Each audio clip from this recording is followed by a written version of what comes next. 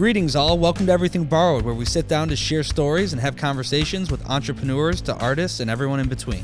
Today's episode is powered by Blake's Hard Cider, 100% fresh pressed, all natural and gluten-free, straight from our family's 75-year-old farm in Southeast Michigan. Find us in your local grocer or have Blake's direct ship to your home by visiting blakestore.com. Use promo code EverythingBorrowed to receive 10% off your first order. Must be 21 years of age. Please enjoy mindfully.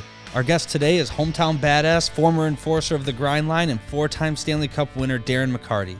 We sit down with the Detroit Brawler to discuss his days as a hockeytown hero, his struggle into alcoholism, and how love, faith, family, and cannabis saved his life. We also discuss his newfound passion to help connect Detroit through Woodward Sports, where he hosts a show daily. Darren is a true Detroit gem. I hope you guys enjoy.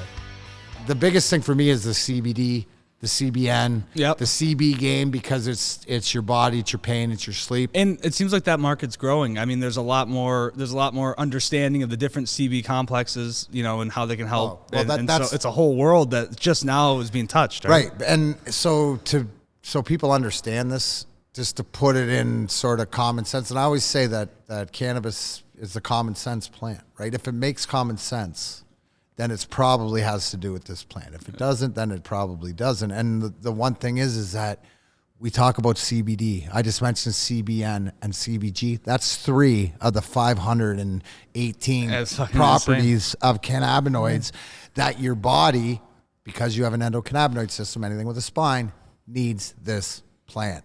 So the responsibility and the common sense for me, being a hockey guy with concussions, is like, wait, so if I put the right stuff in my body that my body, uses positively, then I can actually fight life on life's terms. Yep, pretty much. Yeah. Well, that's what I wanted to ask you, because I mean, we all grew up watching you be the biggest badass in the NHL, and you got tons of fights, and I have to imagine tons of concussions. I mean, how many did you have? 7. So but how many times? The concussion question, right? I guarantee I fell off my bike, or I hit my head falling out of a tree when I was younger. That really messed me up, let alone getting punched in the head so many times. But again, so my relationship with the plant comes from not only medically concussions and PTSD and stuff, but I'm an alcoholic. Right. So an alcoholic insomniac, right? And I found, and the one thing with Darren McCarty, right, is that I live by the principles of AA. I've been sober since 11/11. That's awesome, 2015. Man. Congratulations. But the one thing is, right, my program has a garden in it, right? Because this plant is what saved me. And the problem when I would back playing, and every time we won the cup, I was always sober, right? Yeah. Those years, I was always in a sober, which is, I apologize to all you guys out there for not having more cups. But there was always something missing. And like, I always would think, like, 10 years down the road, I'll be able to drink. Or it was just that mentality. When I got to understand and get educated about not only the marijuana, like the high of it, forget the high. People got to understand that the THC, that's the doorman. It's not the devil. It's the doorman. It regulates how it's spread around and how the cannabinoids, and these are all education. So it's something that because it saved my life, I owe it, the plant, my allegiance. So sure. I think you've been a great advocate for it. Well, that's the thing, is that the wing wheel will always, it's embedded in my heart, right? But on my jersey is the cannabis plant now, because I will protect it like any teammate, because at the end of the day, it's not whether you do or don't, right? You can do whatever you want. I just want to make sure you have the option. Sure. And what brought you to it? Was it because you were dealing with pain? I was almost dead. I was dead. I literally, November 10th was probably, I was 75 pounds heavier. My blood pressure was probably 220 over 140. My organs were about to explode, and through the love of, and here's the one thing, right? So I'd been preparing for about 8 months mentally, because you can't quit drinking cold turkey, whatever, because you'll die. Right. So mentally and spiritually, I was ready, and it took the RSO, Rick Simpson oil, the concentrate, the stuff they used to help cancer. You went on the Rick Simpson program. 8 days. Really? Dude, 7.5 of them I was out. I was on 15 grams a day.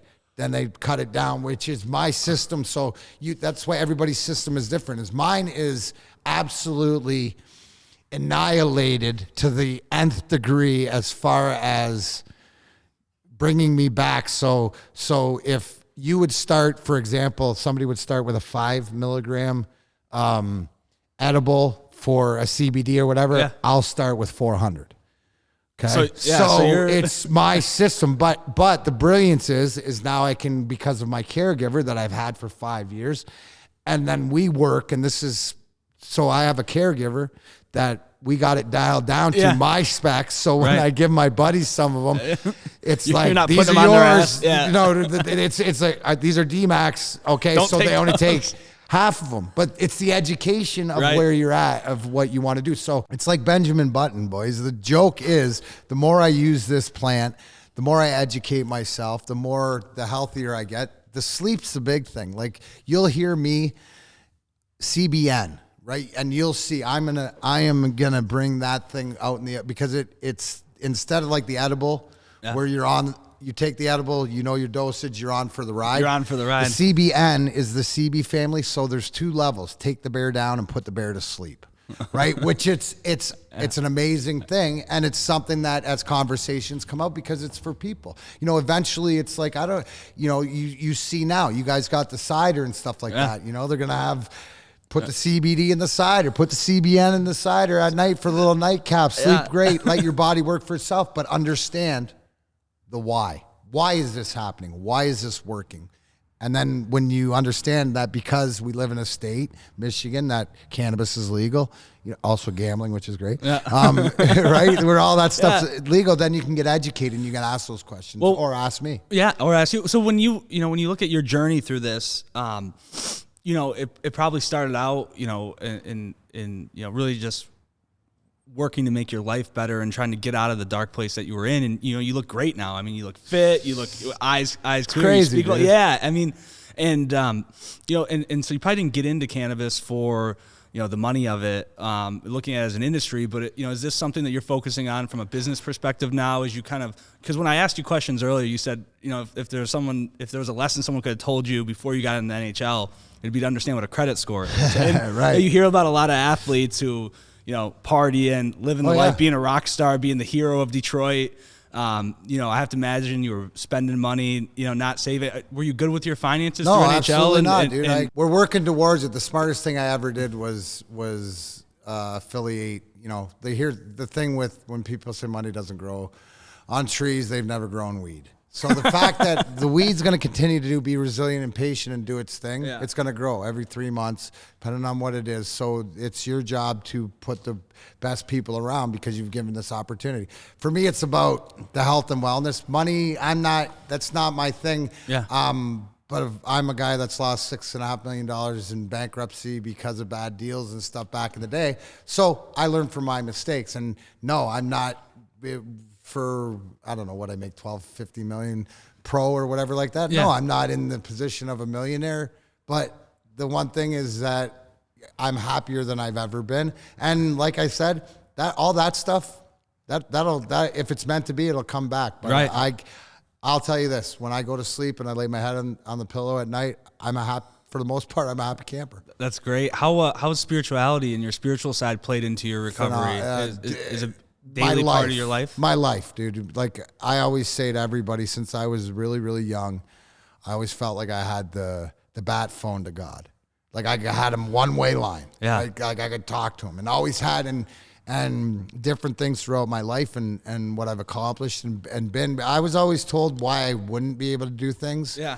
But I always felt like I had a purpose, and I wasn't going to be denied. And then you learn, when you tell me I can't do it, I'm just going to do it to spite you, just to show you. And then, so my big thing is, the gratefulness of having the moments, the March 26th, the Lemieux fights, scoring the goals, winning the cups, is that now, really right now, where I'm at is to show people that, it doesn't matter. We're all human beings. We're all in this thing called life together, and we're all just walking each other home. That's like a Ram Dass quote that I always like. You know, you just walking each other home. Yeah, absolutely. And you look at, like, I'm so amazed out here at the Blake's Orchard here. It's it is the Disneyland of the North. Yeah, that's right. That's what we call ourselves. Yeah. You got the Christmas trees across the road. You got the strawberries getting ready for June. You got the apples. You got the skating rink. You got the brewery. You got the juicers. You got it's something for everyone. You know, our whole deals, you know, our whole mantras, you know, making memories for every generation. And that's one of the things we really plant our flag in, is trying to,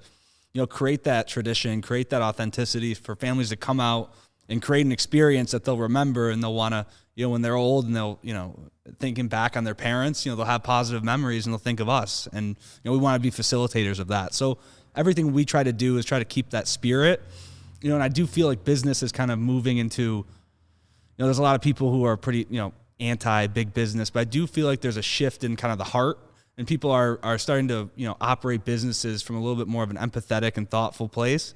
And I feel like we've always tried to do that, and now people are catching on. People are catching on, right? Because there's an ethos to it. There's a spirit to it. There's something that you're really trying to, you know, you're selling goods, you're selling hot dogs, you're selling all the things, but it's about more than that. You know, it's about something that you're connects. Providing that service with the connectivity. And I think we were talking about it earlier about, you know, during this COVID time, being able to have this outdoors where people just want to come walk around, and, you know, it's not about buying anything. It's about just being outside. And that's what Blake's is all about too. But I mean, I'm a hot dog guy, so there better be a hot dog here if I needed a hot dog.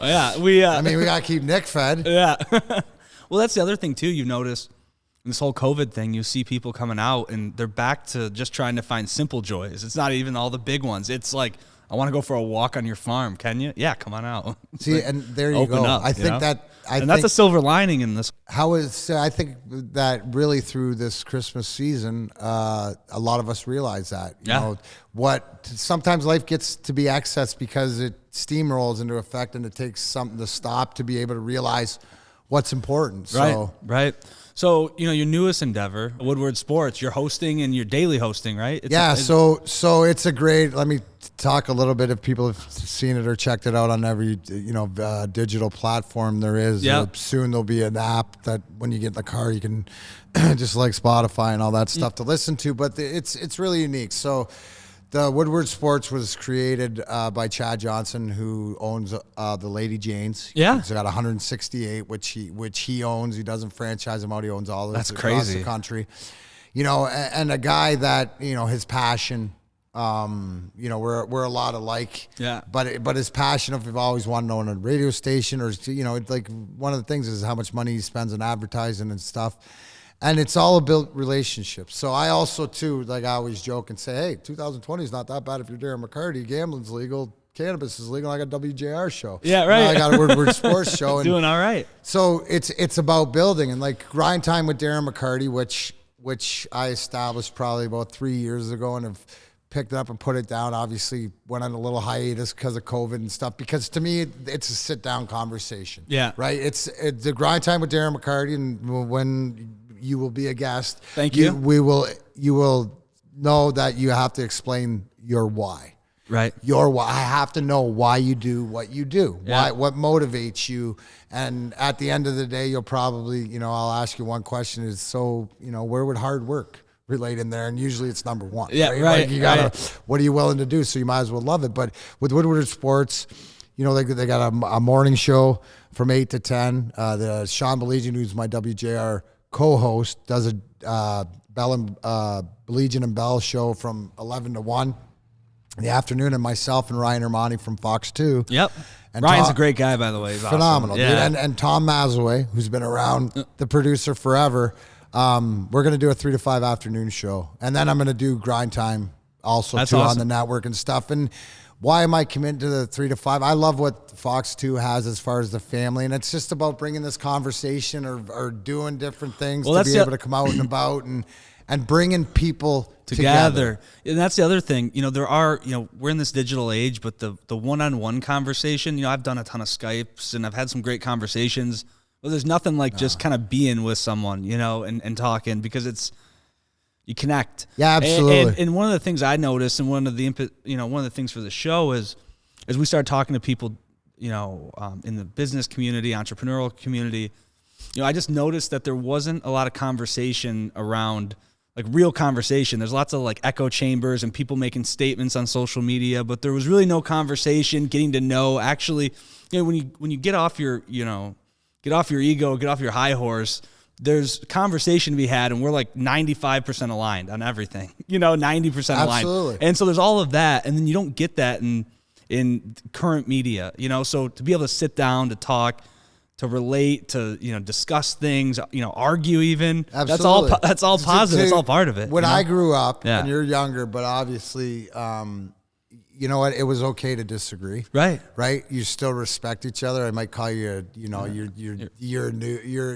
doofus for, thinking that or Right. whatever, but it's okay to disagree, whatever else. I don't know. I think the beautiful thing is that people realize that they have to take more of a choice in what they listen to. Because when I grew up, the news was, that was the news. It was 100%. You heard it on the news. It was like, listen from Mrs. Smith told you that down the street. It was 100% right. Right. Now, that's not the case. So you have to choose where you get your information. And so the important thing is when you find something is to facilitate, maybe that's where you'll go back and listen to it because you like the message or you like the vibe or you like the conversations that are had. But I agree 100% with you. I do a lot of different, I have a wrestling perspective podcast that I do with. Do you? Yeah, with Lars Fredrickson, the lead singer of Rancid, Dimitri Young and Jason Kendall, former baseball guys, and Petey Williams, former NWA champion wrestler. What's that on? Is that a podcast? Yeah. It's a podcast on YouTube. We just, I'm a huge wrestling guy. So that's awesome. Just interviewed Kurt Angle and Did you really? Sammy Callahan. So when you get into wrestling, there's a whole history.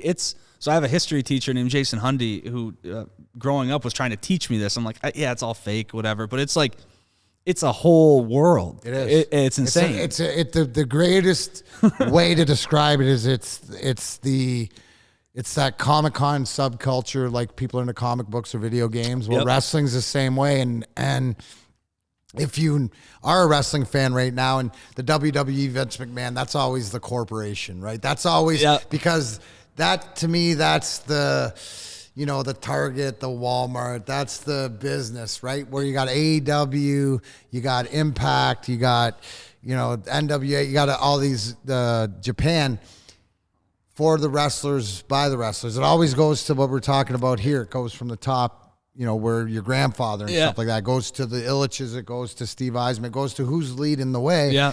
You look at why AEW is successful. They have a billionaire and Tony Khan at the top, but he's a diehard wrestling fan, so he gets it. And when it's the story, it's the storyline, it's adult soap operas, but then nowadays what it's given you and social media and stuff it's given you is to know these people. Is it behind the scenes too? So is it still what it was? Because I know it's not as like it used to be. Never talk about behind. No, it's more of. You realize the respect and you realize that the more that they're beating the crap out of each other, but they're taking care of each other because they're most responsible. So the respect that they have to have because they can technically kill each other with some of these moves. Right. So it goes to the storyline and to different things behind the scenes, which make them, to me, it's like I said, it's adult soap operas. Yeah. I'm kind of making a commitment to myself to kind of dive into the world because I've had so many people in like the last year be like, you don't understand. You got to really dive into it. It's like a whole world of like, it's a whole subculture of organizations and personalities and owners. And I'm like, oh, this is kind of fascinating. And now what you're seeing, right, is you're seeing WWE is always this and it's always this because it's Vince McMahon dictatorship. But now you're seeing all the other ones, the wrestlers, change. Like you got the Good Brothers and Kenny Omega wrestling on against different champs and stuff. So it's entertaining as heck and more of a world, a world event. And the biggest thing is when you see them, you see they're invested in each other. You know, it's not like I'm working for the man, which to me, that's what WWE always seems like. Right. Vince McMahon and the corporation. Yeah, right. Going back to hockey a little bit, you played for the Wings. What was your stint? 93 93 to 04 lockout. Then I went playing Calgary for 2 years and came back for 07, 08, 09. And we got the championship in 08 was the last one, right? Yeah, you know, I kept telling Kenny Holland he hadn't won a cup without me in the lineup since 1955. You might want to do that, right? And he listened. So it worked out. It worked out. Yeah, comeback. When it comes to hockey, I was wondering this, and I wanted your perspective. Has it gone soft? Is it good that it's gone soft with the? And it's like what I look at hockey as one of the last. One of the last sports that still seems as raw as it maybe once was, or I thought that a few years ago, but I feel like, you see the NFL and you see how that is like softened up and maybe that's good. I don't know. It's not my place to really, I don't play, so it's not my place to really make that, but as someone who felt that, is it good that it's gotten softer? Well, you got to understand, and this is the biggest thing about fighting or whatever. So it used to, it's the accountability. Yeah. And it's being responsible for your actions, right? Yeah. So the accountability has been lost because it used to be when I played that if you did something wrong or, whatever like that, there's somebody sitting on the bench that's going to come out there and you're going to have to answer the bell. Right. Now you get fined and it's the lack of respect between guys, but the game's changed. Now it's all about speed and it's all about, the skill and stuff like that. It's so the game's sort of evolved. To your point, yeah, everything's gotten a little soft. The problem is they get all up like at younger age, and this is where they do the exact wrong thing.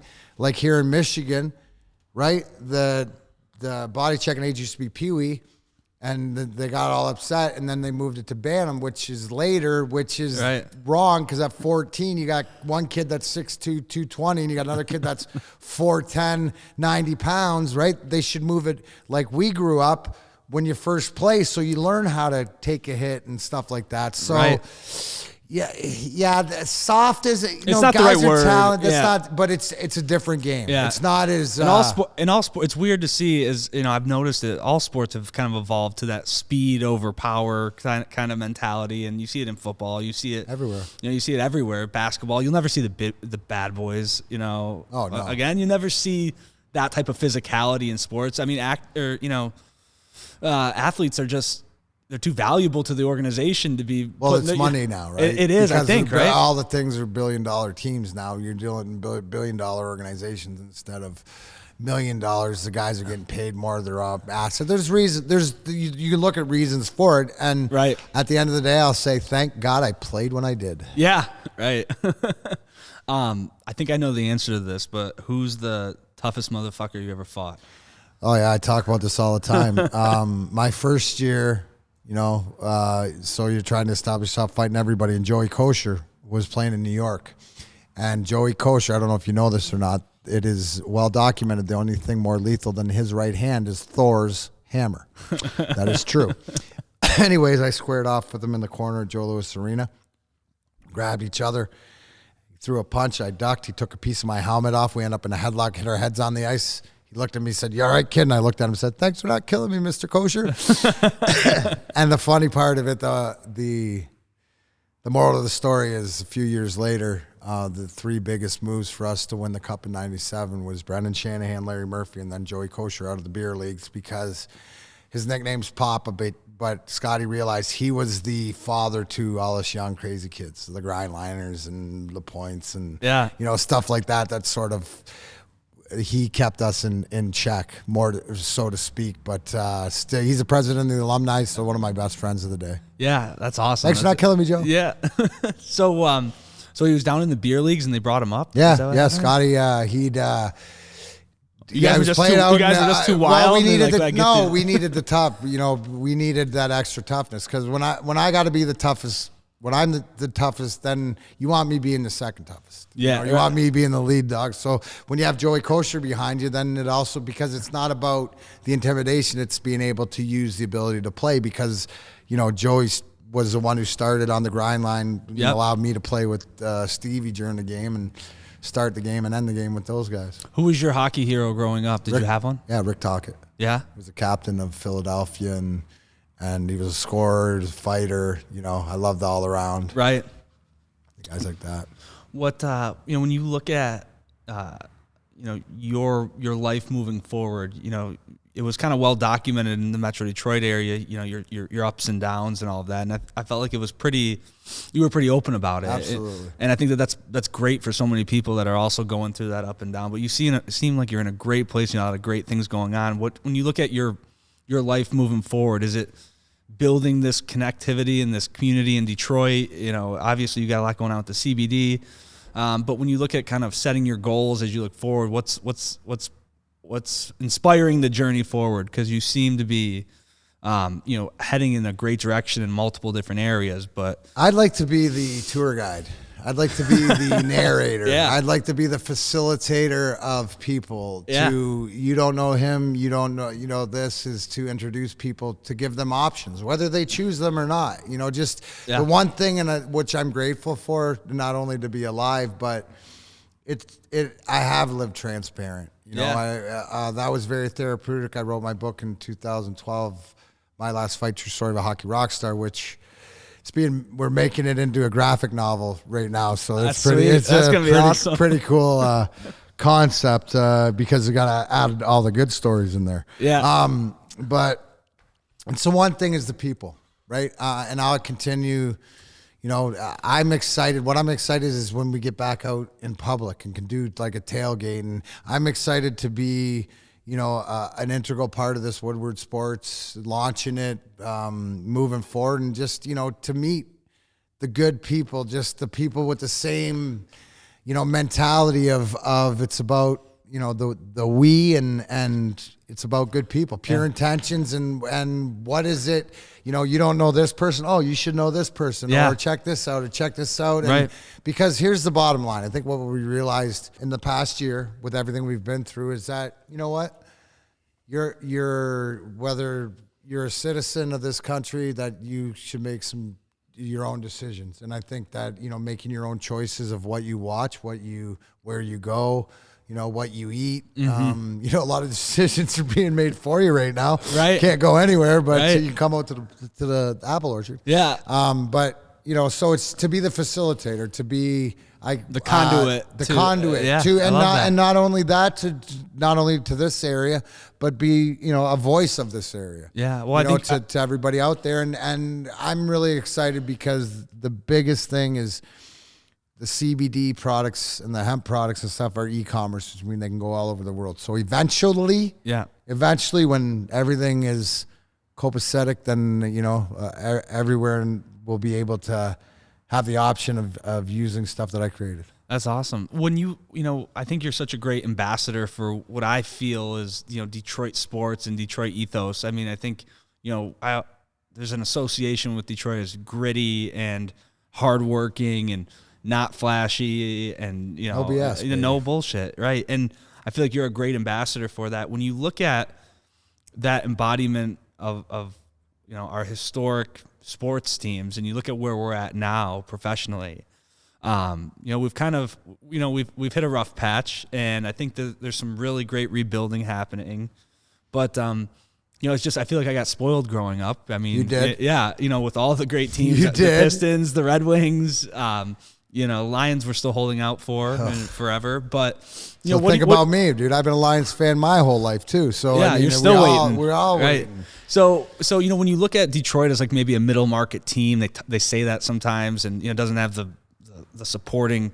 You know, now the money's a huge part of these, you know, these sports teams and these hyper superstars. Do you think that the ethos of how our sports organization are kind of built are going to have to change? And well, you know, I believe in culture. I believe it's at the top, and I believe that, you know, as far as the Red Wings, we're on our way. Whether, you know, my thought process is 4, 5, 6 years, but you got the right guy running the charge. I firmly believe that until the Fords are not the owners of the Lions, then the Lions won't do it, because it's not right or wrong. It's just operating. Right. The way you operate your business. You know what I mean? The way you operate, what you accept. It's the tone and culture set down. Bottom line. You look at what Tom Gores has done and bringing in Troy Weaver, and they're trying to do some stuff down there with the Pistons. So they're moving, and AJ Hinch with the Tigers. So, yeah, we're in a better spot. If you want to be talked about, then give me something to talk about, right? Because and you go to the colleges, the biggest thing right now would be Michigan basketball with Juwan Howard. But I mean, other than that, he's got a squad on his hands though, and I'm happy to see them. It's good because and that's the thing too, right? Like I'm from Leamington, so I'm Canadian, so it doesn't matter. But tomato capital, Heinz, capital. Right? Absolutely. Yeah, I gotcha. Yeah, and so I always grew up state of Michigan sports fan. Like unless Sparties are playing Wolverines, and I'll cheer for Sparties. Right. I was like the little brother, or whatever they want. But, right. And it's just sort of the mentality of all of us rooting together and not competing. But Detroit is so good because I remember, when it'd be playoff season in Detroit. When you're in the playoffs is awesome. There's baseball games and different things going on. Yeah. And so it's just a matter of time, but we're heading in the right direction. We're a lot closer than we were 2 years ago. Yeah. Well, that's good to hear that. I mean, someone who's tuned into different sports organizations. There's something I can sell you on. We can go to each team and I can sell you on something, or I can tell you what to watch or pay attention to. And a lot of times, like up until this year, it would be individual players on the Red Wings. Now you're going to watch as they start to come together, and you can always do that. I'm real excited for the baseball season because you think we got some progress being made there? I think you got last year was prospects. tough. Yeah. Well, it was. Last year it's going to be, but I think bringing AJ Hinch in, having some of these younger arms and stuff, you got something that you can, looking forward to training camp. So, I mean, there is hope. Yeah. I don't think we have hope in the near future for a championship, but I think we're getting closer. Hey, as long as we're building, everything's Progress, a journey. not That's it. perfection, Yeah, bro. right. That's it. What's your favorite sport to watch on TV? Other than wrestling? Yeah, I love wrestling. I'd say my favorite sport to watch on TV is football. Yeah. Football's the best on TV. Hockey's the best live. Yep, I agree with that. It's because of the replays and different things, and I never played football, so I enjoy the commentary and to learn different things that way growing up. But hockey live, you can't beat it. Yeah, I agree. Well, thank you so much for coming out, man. I it, appreciate it. It's been amazing. So if people want to check you out, obviously you got the show going. You got Grindline coming back. Woodward Sports Network. You can check that out. Obviously, DarrenMcCarty.com. Any Darren McCarty blue check marked on Instagram and Facebook, and Darren McCarty 4 on Twitter. You can check out the Darren McCarty brand by Pincana. Did I miss anything? I think I got everything. That's it. Awesome. Well, it's so nice meeting you, man. Thanks for coming brother. out. And you know what? This is what, you come out here and you see it. And people who haven't been out here 34 Mile to Blake's Orchard, you should, because there's definitely, you got something here, and what you were trying to accomplish, you have. And I know you're not done. Yeah, no, we'll keep going. I know you get bored, and next thing, what? You're going to put an airport back here? No, well, we're thinking about a disc golf course. Oh, that's sick. You like that idea?